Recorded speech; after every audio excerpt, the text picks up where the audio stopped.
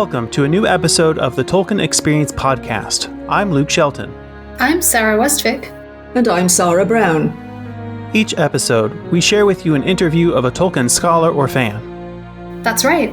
In these interviews, one of us asks our guests to respond to 6 questions that help us learn about their personal Tolkien experience.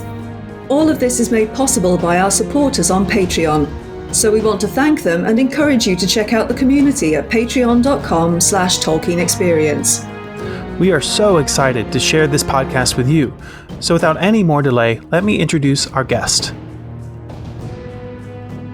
My guest for this episode was Donato Giancola. Donato is a very well-established artist based out of New York. I recently had the opportunity to attend an exhibition of some of his paintings at the Huntsville Museum of Art, and it was fantastic. I also want to recommend his recent art book, Middle-earth: Journeys in Myth and Legend, as it's a really well-crafted artifact, as well as having some fantastic artwork inside. Aside from that, I encourage all of our listeners to visit his website at donatoarts.com. I am so pleased that he was able to take the time to chat with me, and without further delay, I'll get right into the interview. So how were you introduced to Tolkien's work? That's a great story, Luke. I still remember clearly the day I was introduced to Tolkien. I was at home, and my older brother, Michael, who's 2 years older than I am, had come back from school. And at the time, I was playing Dungeons and Dragons a lot. And he handed me a novel. And he said, we just finished reading this in school. You might like it. And it was The Hobbit. And I remember he handed it to me on a Thursday night or a Friday. And I didn't put it down until I finished Sunday afternoon. and that was it. That was the door was open, and proceeded to go out and buy the Fellowship at the local bookstore, and those had the Darryl Sweet covers on it. So yeah, that was it. That was my introduction. So yeah, playing Dungeons and Dragons primed me for the original D&D adventurers that Tolkien helped establish. Yeah, I wonder. Do you remember? It primed you for it, but did you ever get the sense that maybe you were kind of overlaying your experience onto Tolkien as opposed to Tolkien influencing your D&D? Oh, boy. No.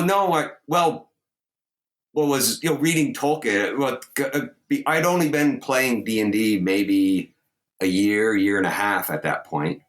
But immediately, right, you could see where the source material from D&D came from. So I knew these novels were old, or 50 years older. And so it was obvious that that's, halfling, Hobbit. And I remember even to be the first editions of Dungeons and Dragons, they used Hobbit, but they had to kill it. They couldn't use it, right? So they switched to halfling. So yeah, I was very much aware of the Tolkien as laying the foundation for that kind of mixed cultural diversity and a large group too, right? The 9 walkers, Fellowship. There. Yeah. So when you think about Tolkien's texts, what do you think is your favorite part of his texts? Wow. I think the favorite part for me is that they are stories about people and about their own almost emotional trauma. The stories that resonate so well are Beren and Luthien and Turin. And so it's, and then, and even the Lord of the Rings itself is about the Fellowship. There's battles, but the battles actually don't really change the tide of the war, right? It's about other events that Merry and Pippin are the ones who help change the tide against Orthanc, Saruman, because they convince the Ents, or they bring the information and motivate the Ents. So it's about these two little people, the butterfly wings that cause the hurricane, that stirs so that's what I love about his writing, is the way he weaves these small, intimate moments of friendship and companionship, and how those have impact, on a global scale in that world. So you mentioned like Baron and Luthien, and then like the Fellowship specifically. When you think about what you want to capture visually for Tolkien's world, is it those aspects that you're drawn to, kind of the personal aspects that you want to flesh out, or is it more of the plot aspects that you want to illustrate? Yeah, I think it's the emotional condition. So it's the people. We like, even though you've got different kind of characters, elves, dwarves, orcs, wizards, the Maiar, the gods. They're all human. It's he's writing about they're just different kinds of humans. That's Tolkien's. He doesn't know any immortals, so he can't write from an immortal perspective. He can only imagine what it's like to be a god. So anything about a god is actually about people, and so that's where I think. So that's where I attach my desire for story or for creating imagery. Like when I look back at Renaissance painting, the works that I really resonate with me are people like Caravaggio or Giuseppe Ribera, where you have the martyred saints who are just grounded in reality. I mean, they are traumatized. There's no otherworldliness to their experience. It's all about the human condition and how they're presented in their works. So that's what I do. I gravitate towards those human condition moments with Tolkien.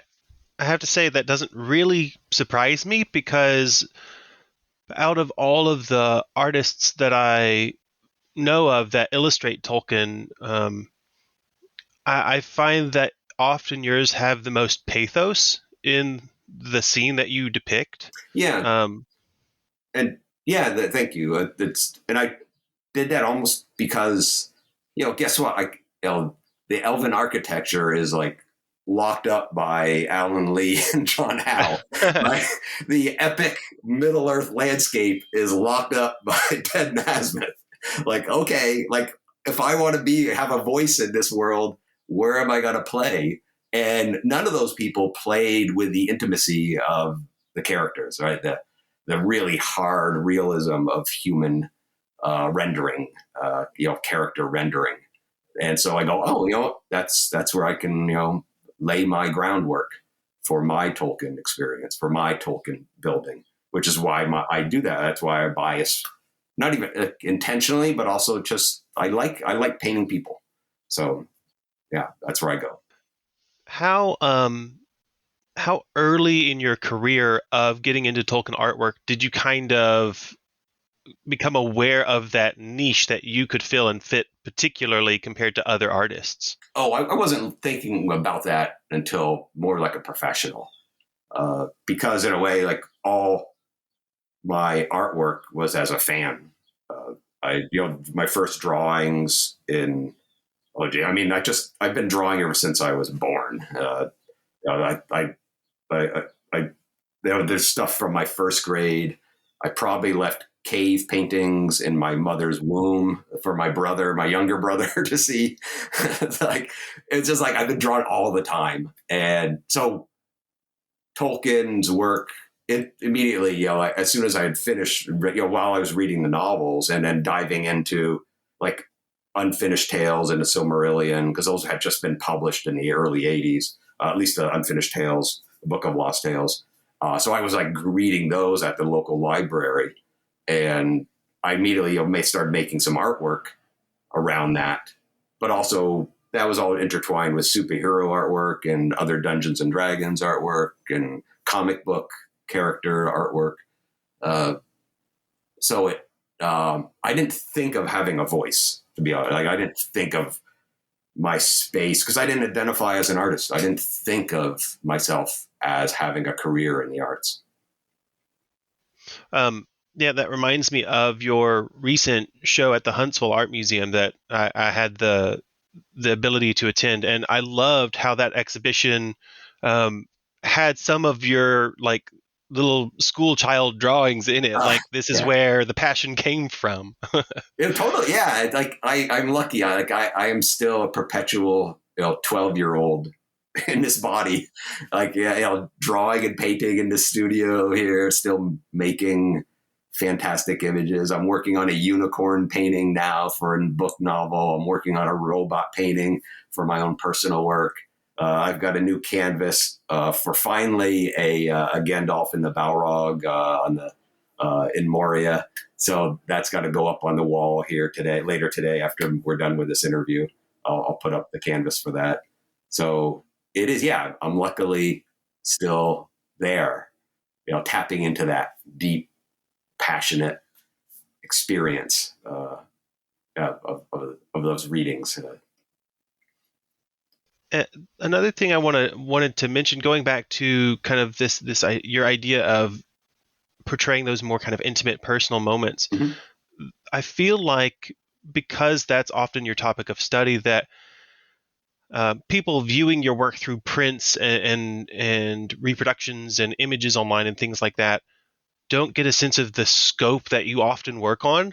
Like, sometimes you work with massive, almost mural-sized canvases. Right. Yeah. The Beacons of Gondor at the Huntsville show was exactly, I made that painting for that museum exhibition. So that, it's 10 feet by 6 feet, a little 6.5 feet or so. And it's, it is the size of like a Hudson River School landscape by, Bierstadt or Frederick Church.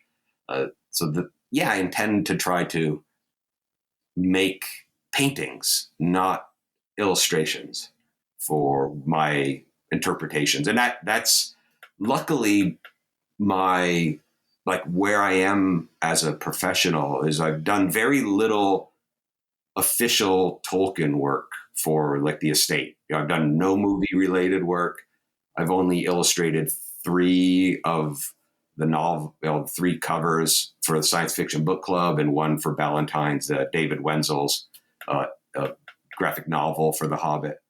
And then some very bad Middle Earth trading card game for Iron Crown Enterprises. Some not very bad art, I should say. Not bad game, but it was my artwork was very kind of low quality on some of those cards. But that's it. And everything else has been me being a fan, just loving the world, loving the story, loving the intensity and integrity of characters that Tolkien wrote, and trying to bring that out, as paintings, like you mentioned, like large, like something that you can really viscerally experience in person. Yeah, I think actually my first realization of the scale that you work on was, I don't remember the title of the painting, but it was in Thranduil's hall, like his throne room. Oh, right. Yeah. Baron and Luthien. Yeah. The kind of Baron's declaration of love. Oh, yeah. Yeah. Yeah. For Luthien. And that moment.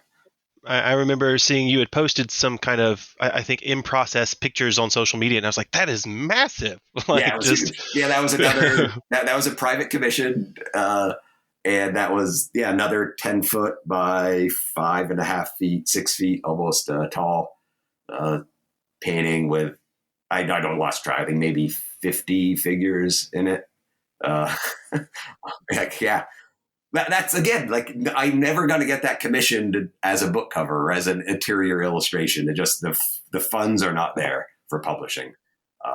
And that's where I just pour my passion and my love of the world into a moment like that. Mm-hmm. So if you think about the different times and interactions you've had with Tolkien's texts or adaptations, whether that's the movies or audiobooks or things, is there one time that kind of stands out to you as kind of the most memorable time you were interacting with the work? Well, that very first time with The Hobbit, it's so interesting how kind of clear and how impactful that was. I think I've just revisited. I only reread The Lord of the Rings for the 3rd time just a couple years ago. So I don't go back to it on an annual basis, but I am constantly rereading passages as I'm like sampling and getting ideas for new paintings, or like, doing the Baron and Luthien painting, rereading a bit those portions of the Silmarillion that kind of pertain to that story. So yeah, for like memorable, like there's other memories that maybe, I don't know if you want to like after I had finished really consuming, Lord of the Rings and getting into the Silmarillion, I discovered Board of the Rings from the National Lampoon novel, and reading that during the early 80s in America, like you had something called silent reading in high school, silent. And I'm reading this humorous take on Tolkien and getting all the jokes, right? Because I had really just consumed it thoroughly.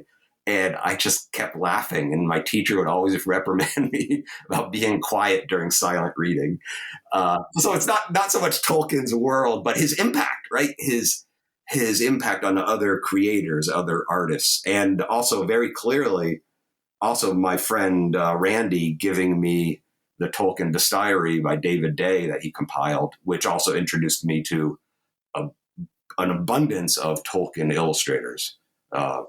So that also was very clear in my mind about that's actually, speaking of like voice, that's when I saw like that book had so many different styles. You had the pen and inks of like Ian Miller to the pencils of Alan Lee and color paintings by so many, like Richard Garland, I think, had some paintings in there too. And so it was like, this is like, wow, anything is possible for interpreting the world.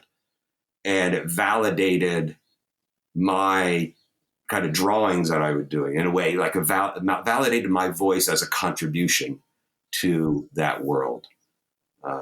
So that was very important, is seeing the diversity represented early on in Tolkien's world that way. Yeah. So I know that in addition to illustrating book covers and things for science fiction and fantasy and Tolkien as a fan, that you also do a lot of work with Magic the Gathering. I think you've illustrated something over 200 cards for them. Do you find that Magic is a helpful outlet for kind of this passion for the displaying kind of interpersonal things, because you often have a lot of character interaction on the cards?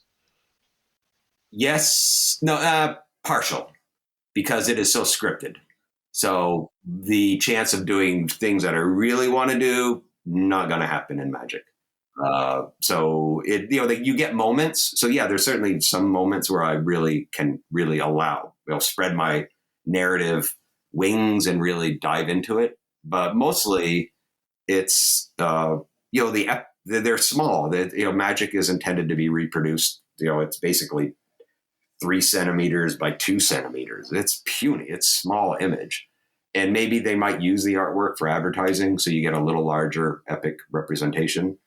But mostly, again, the pay level is such low level on a grade level that I don't spend much time on a Magic painting. Like that Baron, like the Baron and Luthien painting with the nearly 50 people. I spent close to 4 to 6 months working on that painting, on and off between things. But a Magic card is like 3 to 4 days at the most. You're just not going to go there. So for me, I don't have the same connection to the content as I do with Tolkien. That's why I love tapping into Tolkien's writings, because that content has been with me for 50 some odd years now, or 40 years. So 40 some odd years. Sorry, got my age wrong there. 40 some odd years, and it's very easy to access. So, since you've been around Tolkien's work for so long, do you feel like the way that you approach his work has changed over time? Yeah, it's I've moved into more of the mythological interpretive nature to the works, rather than trying to do direct illustrative interpretations of the words. So yeah, I'm after, again, part of it is the fact that I'm not reading, recognizing that even for Tolkien, the writings were fluid up until they were printed. And seeing like you probably got lucky as well to maybe see that traveling show of Tolkien's original artworks that he had, and just understanding how fluid, like the names of the characters, how the fluid the name of Gandalf was. Almost within less than 3 months of publication, he hadn't settled on Gandalf as the name of the wizard in The Hobbit. I don't know if I have the timeline right, but it was a dynamic, interpretive thing, and so it showcased Tolkien working with mythological structures to communicate story and intent. And so as I got older and I started reading about this and understanding how he worked and the stories he told, gave me opened up that door for me as more of a mature artist to take a slight, more interpretive stance with some of my work and validate that direction and feel like that was a plausible direction to use that as a way to interpret the content. Well, there's a reason why we have like a 12-volume set of books all about the changes he was making to his different works. And yeah, they're over here on the shelf. Yeah. So, right. And especially when we come to things like the Silmarillion, where like he wasn't the one that made the published version, it was his son. And so who's to say which decisions he would have made differently about character portrayals and actions when it came time to publish? I mean, talk about a mess. Like so I did actually not know this when I was picking up the Book of Lost Tales as a teenager. And so I'm reading through this and I just read the Silmarillion and I'm like, what is going on? Like the names are kind of similar and the stories, but they're different. And like, what, like, it confused me to no end. Like, what was going? And this is by Tolkien. Like, wait, who? Like, what is this? So it was just a mess for me until again I understood. Like later understood that these were the edited, structured notes, and then that Tolkien had spent decades building these. But as a teenager, it just really messed me up. Understanding narrative, right? Yeah, I was the same way because as a teenager, I had a bad habit of skipping like prefaces and introductions. Yeah, that's right. Like I wanted to get the story. Yeah. Yeah, and so I had no idea that these were like earlier drafts of the same story. I was just like, oh, it's more stories. So then exactly, you're so confused. It's like, why are all these characters named almost exactly the same thing as all the other characters? Right, and part of the story's changing, right? And right, and the relationships are changing. And yeah, so it was, that's again, that opened, again, that's what helped me later, right, as a mature artist to open that door for interpretations. Yeah.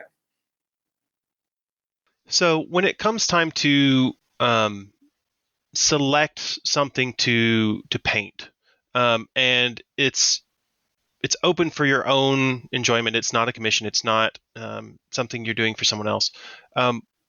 What typically draws you to a particular scene or a particular moment in a text? Oh, it's almost always a situation of character, like human to human interaction, something that connects the people there to the environment or their task or their challenge, narrative challenge, story challenge.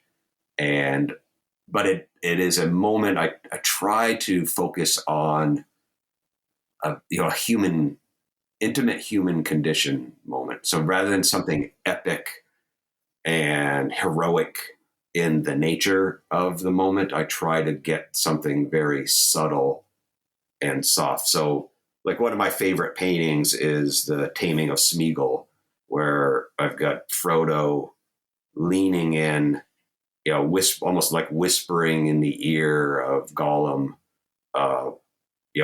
about, backing off or, the threat that's implied with this, sting there. But I concentrated on that moment where he's like grabbing Frodo's head and leaning in and but making it very almost weirdly sensual, because it reminded me how Caravaggio also did Judas's kiss with Christ in his The Taking of Christ, and that transforming a very kind of violent moment, and combining that with a kiss, a sensual, intimate thing between two people.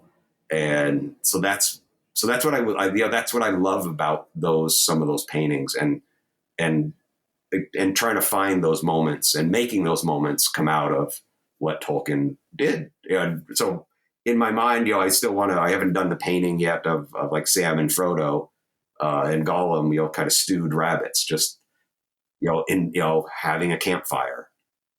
And those kind of, I kind of running with that idea is like these kind of human moments I find are ways to very strongly connect to an audience, because people can relate to that. People know what it's like to give a hug, to give a kiss. People know what it's like to sit around a campfire with friends.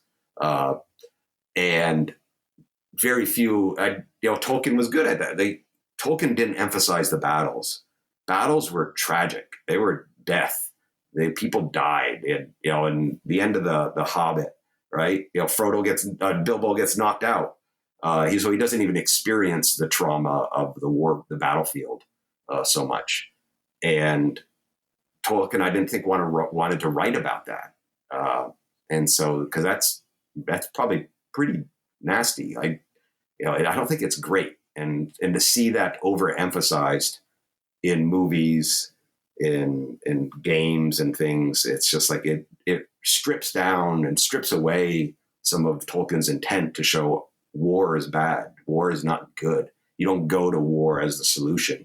And I think that's why he chose to, the way you destroy the One Ring is through, secretive friendship ways, not through straight out combat, trying to knock down the Black Gate. And so, yeah, that's my intent. I'm really glad that you mentioned The Taming of Smeagol, because I have so many friends that's their favorite piece that you've done.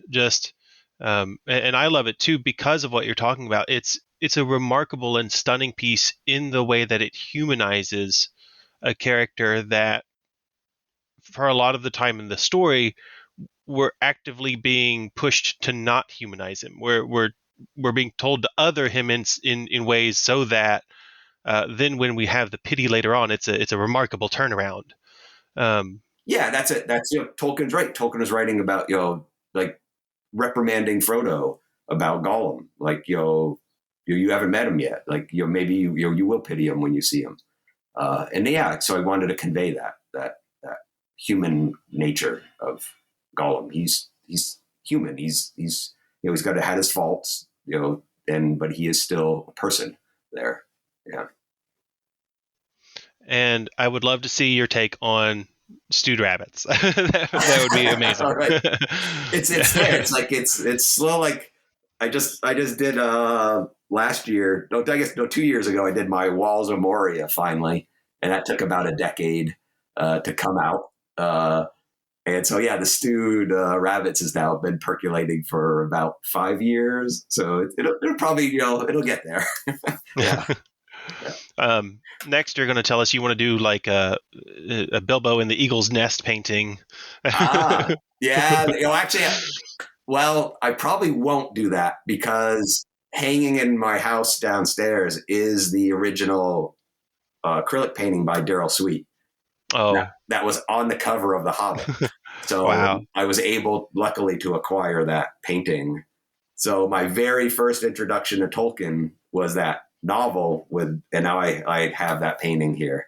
So I don't think I can touch that. That's a weird space, that Daryl Sweet, and that's a great paint. That's one of his best paintings. That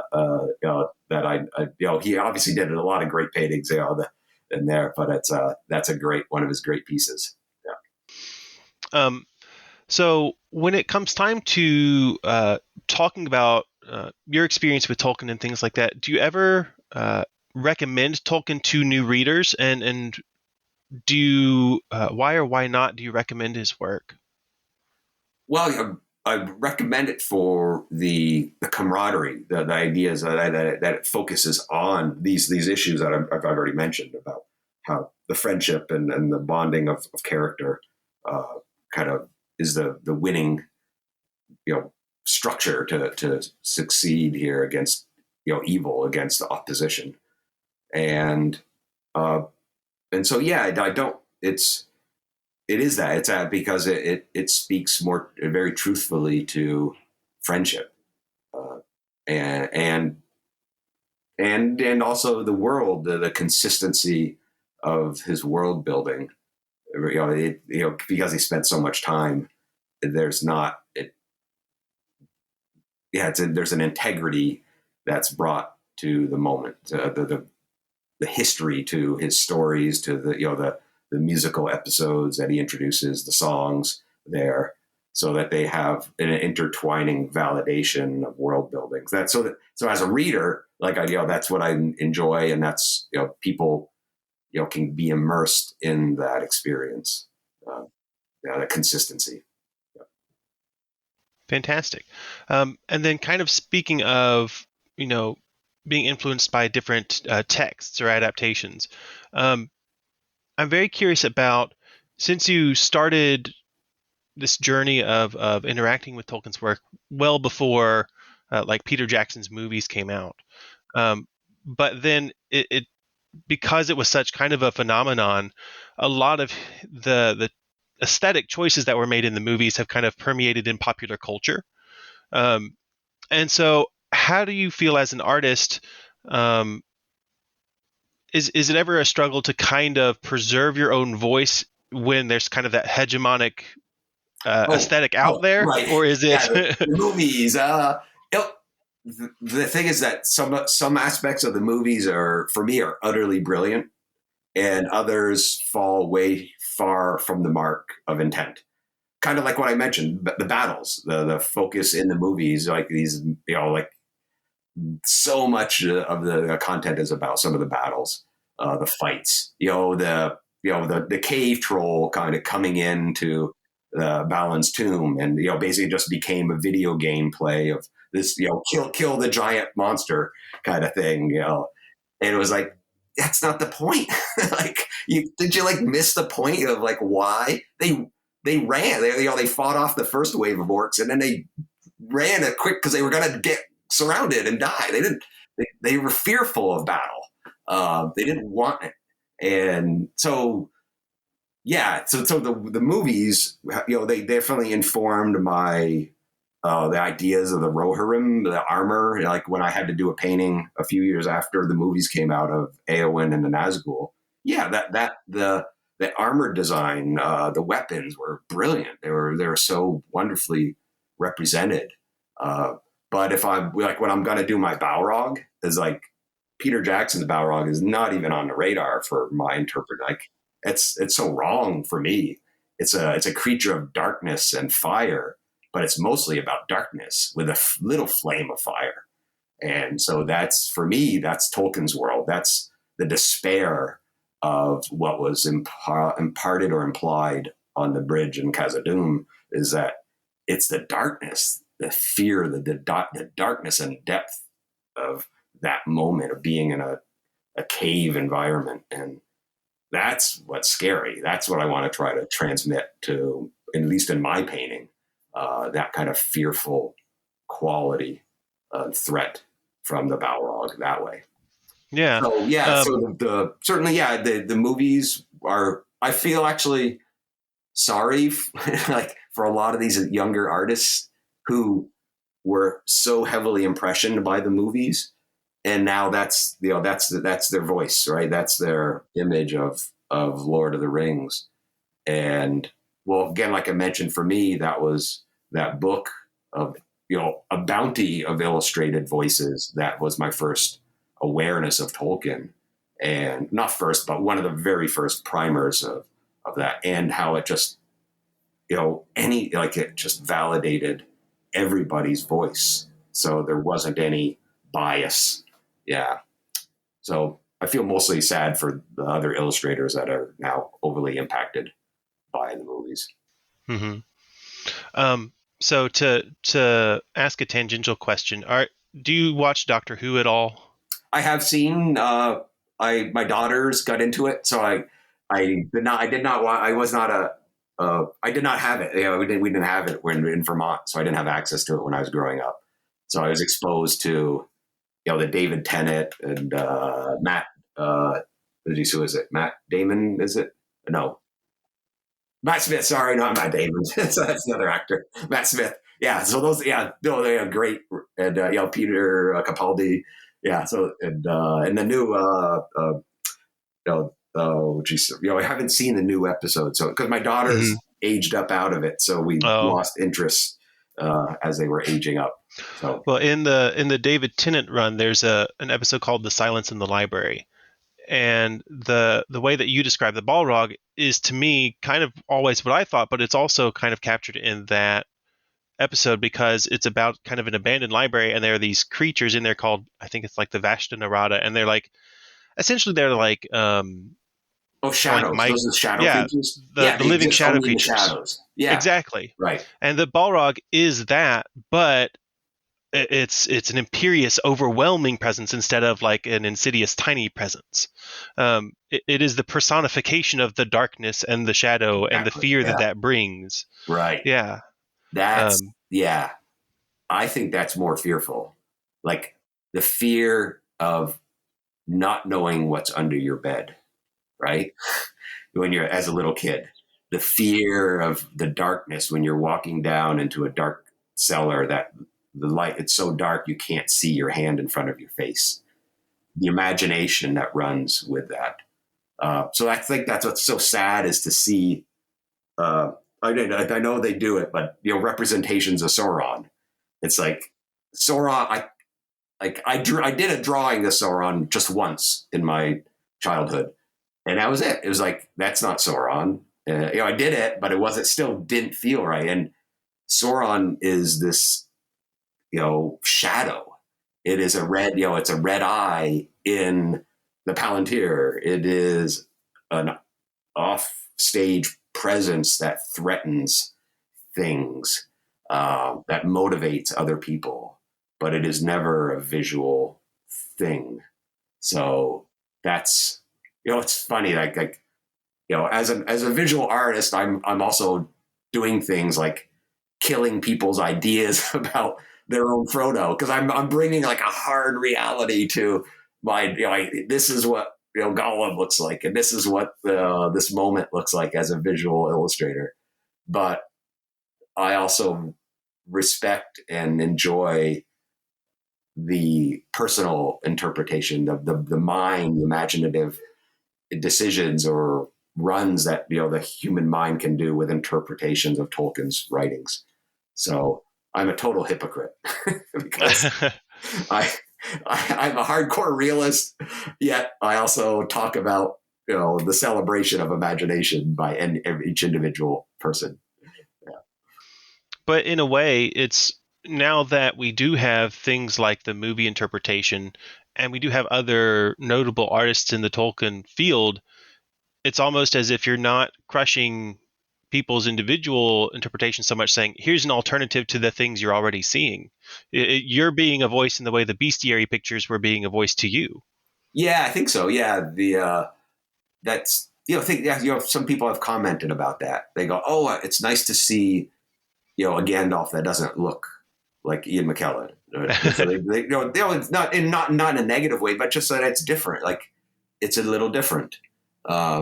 And I've noticed that. But for me, it's like, it's always been like the movies were great. They were just one other interpretation of everybody else's interpretation.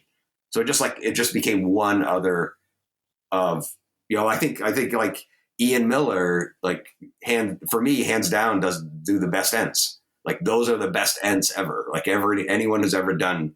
And that's a black and white artist with pen and ink work. And he had the most emotive feel of what an Ent could be and what it represents. And so that's who I go to for my inspiration for Ents. So it's, yeah, it's Yeah, I don't. That's just my Well, I was going to say I didn't see much influence of the brothers Hildebrandt in your ends. So No, it's interesting. No, like I was just I think I just missed the Hildebrandt, bro. I was too young, and we didn't have. And my again, like I mentioned, I got exposed because of my brother was introduced to The Hobbit.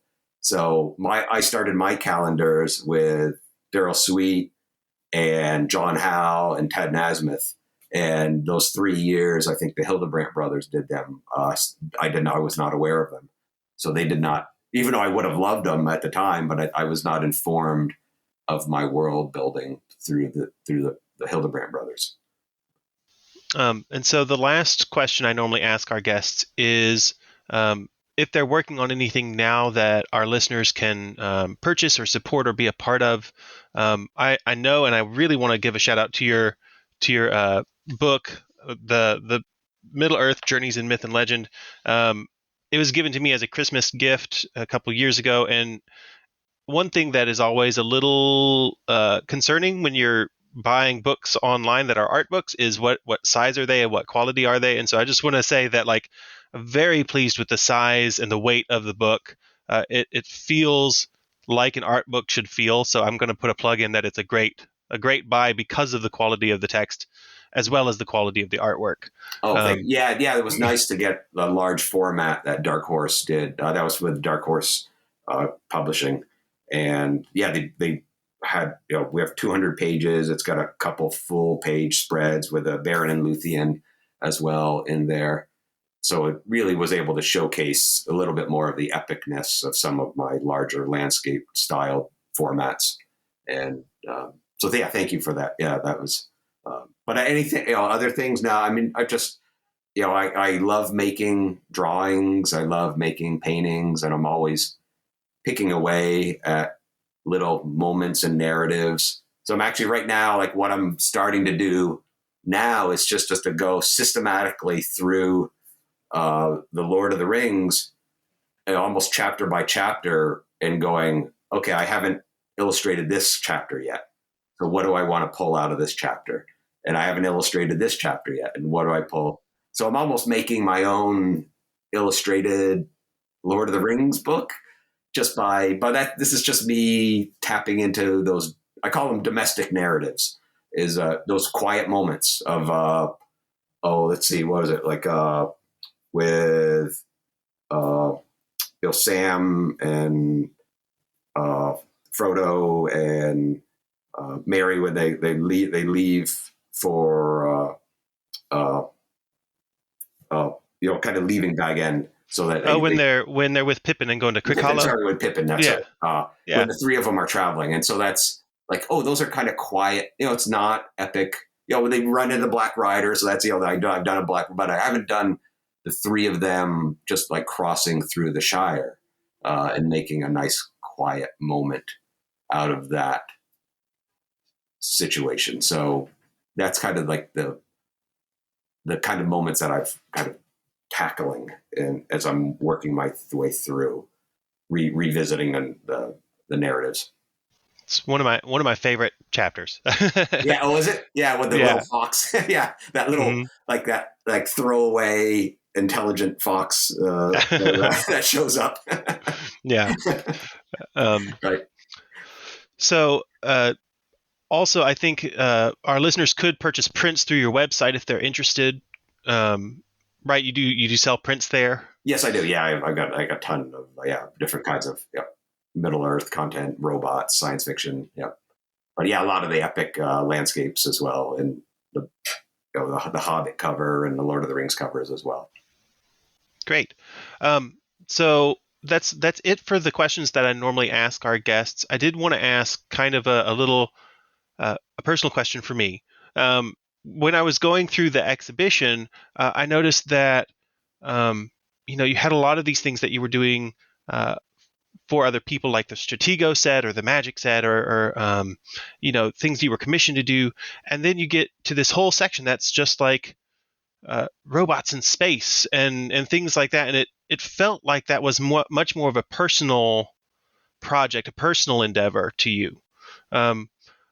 Why do you think that you've kind of latched onto that theme, that idea, as something that you kind of explore in your own space?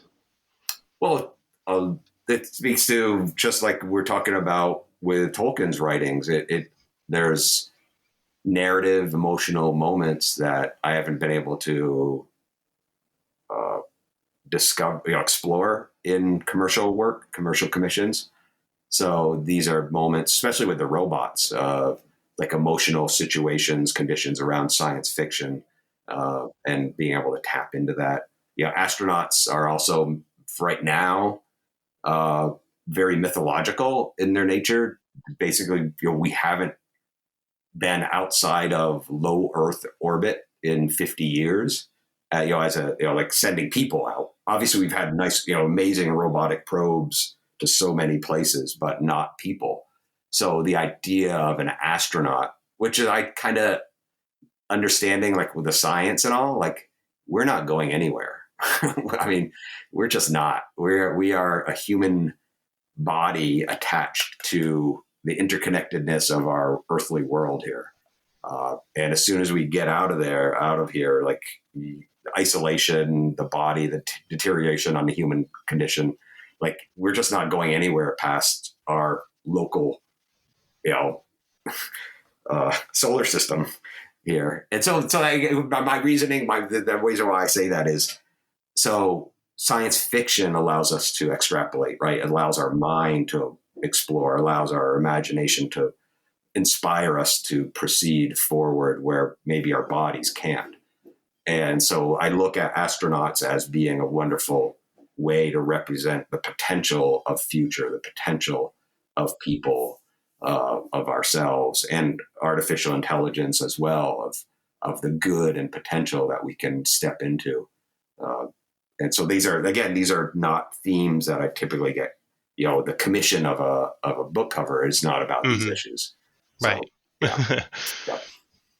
Well, unless you get a commission for like the classics of sci-fi when they're dealing with homicidal AI and things. Yeah. But it was really striking walking into that last room because as we've been talking about, so much of your painting has been between these kind of small tender moments between individuals, even in like your Game of Thrones work. You're still finding places to have these interactions, and then you come into this space where it's a human interacting with just a robot, or a human by themselves, and so it's taking that interpersonal human condition and finding almost an isolating human condition. Because there's a bit of so I love like human to human interaction, but I also like the idea of internalizing motivations. Like I'm alone here in the studio most of the time working. So I like what drives me, what drives other people is being able to become self-aware of what you love, the things that motivate you, and projecting that outward. And so there's a combination of all of these things, of different ways of expressing different emotional conditions. And I love, again, astronauts as like kind of godlike in their nature, what they represent, the potential, the external potential that they kind of represent. And so that's why I like going there with those themes for them. Yeah. Well, thank you so much. I really appreciate your time. Thank you so much for answering our questions. Well, it's been a pleasure, Luke. Yeah, thank you. And as you know, like I have, like I do get tripped up on some of the details, as you caught me with the Merry and Pippin. Mixing them up. But I am truly passionate fan of the writings and the intent of what Tolkien does, and I love tapping into those moments to make a celebration of his work. We are so thankful that we have such gracious scholars and fans who want to share their Tolkien experience with us and with you. We really enjoy making these podcasts, and the fun doesn't stop here. That's right, it continues on social media. You can find us on Facebook as Tolkien Experience and Twitter as @TolkienEXP. Don't forget to like, follow, share, and comment, because we love interacting with you just as much as we enjoy talking to our guests. For even more content and to join our fellowship of supporters, check out our Patreon by going to patreon.com/TolkienExperience. Finally, you can also follow our personal Twitter accounts. I'm at Luke B. Shelton. I'm at SR Westvic. And I'm at Aaron L. Palmadill. If you have questions or comments, you can send them to us by email at tolkienexperience@gmail.com. If you want to know more about this week's guest, we provide show notes at tolkienexperience.com. You can find the podcast on all major podcast services, including Apple, Stitcher, and YouTube. Please take a moment to rate and review the podcast wherever you listen to it. Thank you for listening to our podcast, and we truly hope that, in a way, it contributes to your own Tolkien experience.